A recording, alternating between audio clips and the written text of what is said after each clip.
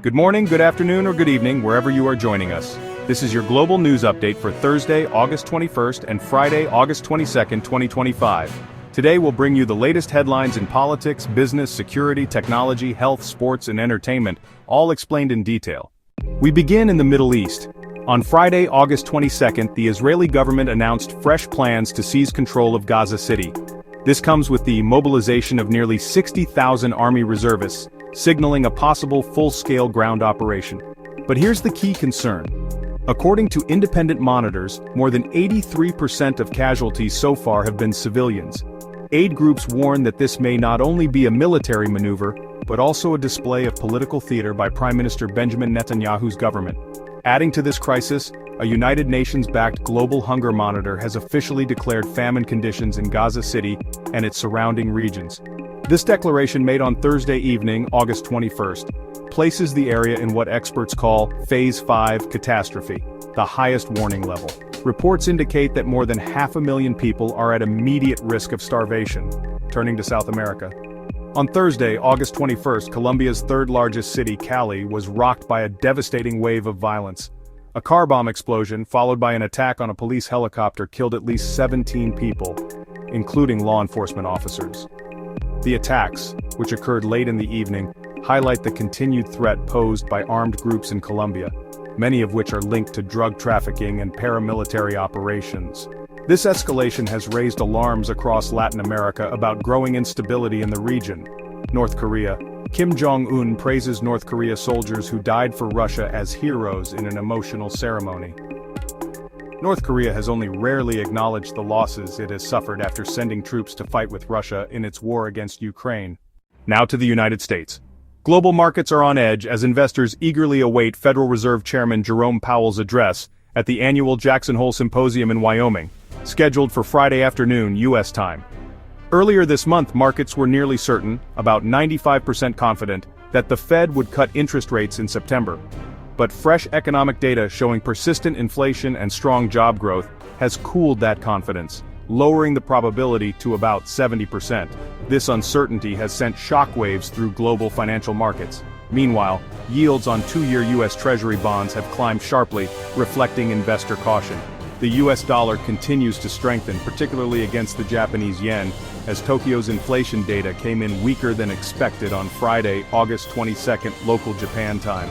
In the tech sector, Nvidia has suspended production of its H20 artificial intelligence chip for China. The move, confirmed on Thursday, August 21st, follows new security restrictions by Beijing, even after the chip had been cleared for U.S. export.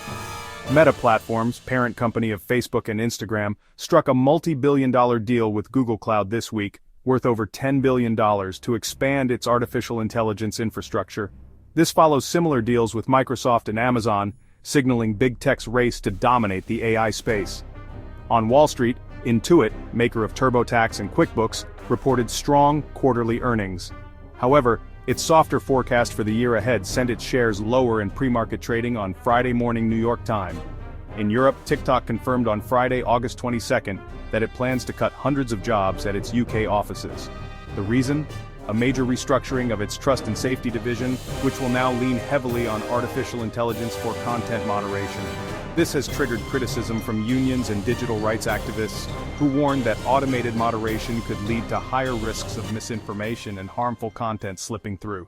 On Monday, August 11, 2025, US-based AI company OpenAI officially released its newest flagship model, GPT-5, calling it the most advanced AI system yet, capable of what they describe as PhD-level reasoning. The release has already triggered global discussions on both the potential benefits like medical research support and business automation, and the ethical challenges such as deepfake creation, misinformation, and job disruption. Environmental concerns made headlines on Thursday, August 21st, when the city of Manama, capital of Bahrain, was ranked among the world's most polluted cities for the day.